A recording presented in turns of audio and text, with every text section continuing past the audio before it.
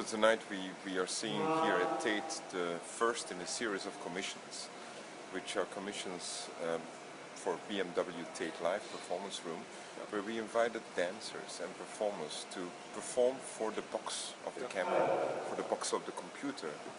And we invited many different performers. I mean, Jerome is the first one. We have, of course, John Jonas, who is the performance pioneer. We have Paolo Bronstein. We have many different people because we think that performance is the medium of the 21st century. And especially dance is now looking for other spaces. Yeah, that was kind of my question also. Dance so is why coming dance? to the museum because I think dance is one of the most abstract languages. Yeah. And dance is something which also the visual arts public is ready to understand.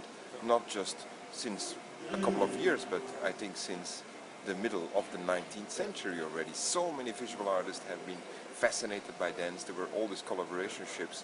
And we thought it's very important to do something else with performance because Tate has 7 million visitors a year, but we have many more millions who are out there. And we are going to create a fifth site, which is this site, and we're going to create that site in order to reach audiences which are maybe in Mexico, which are, you know, in Ahmedabad. And when I'm saying Ahmedabad, I'm also talking about other spaces which are very important spaces for the history of dance, for the history of performance. Yeah, one of the things that is interesting also is that the selection of the artists that are very conceptual in a way, or kind of navigating. They are navigating. That is not that traditional what we understand. It's not a traditional because these artists can be here now in the background. We hear Jerome. I mean, these are artists who I think they are raised with computers, but they're also raised with mobile phones, or they have predicted mobile phones and computers because John Jonas was one of the first to have this abstract language. It's